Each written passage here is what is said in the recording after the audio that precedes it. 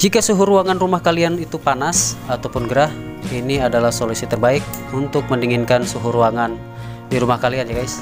Karena sangat mudah cara pembuatannya tanpa perlu modal ya.